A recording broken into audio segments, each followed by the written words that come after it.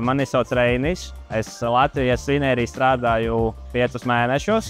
Strādāju es par jaunāko kvalitātes inženieri. Es šo vietu izvēlējos kā savu prakses vietu augstskolai, kad bija ļoti atsaucīgi darbinieki, kas mani laipni uzņēma. Un pēc tam sakrita tā, ka man arī šeit piedāvā palikt strādāt, un man šeit ļoti iepatikās.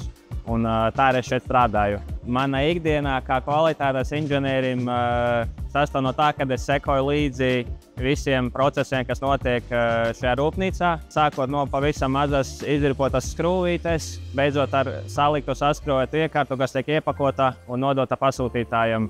Ikdienā konsultējos ar darbiniekiem, pārbaudu viņu veikto darbu, salīdzinu to ar rasējumiem, konstatēju gan slikti paveiktu darbu, gan labi paveiktu darbu. Darbs ļoti dinamisks un aktīvs, nekad nav garlaicīgi, katru dienu sastopos ar kaut ko jaunu.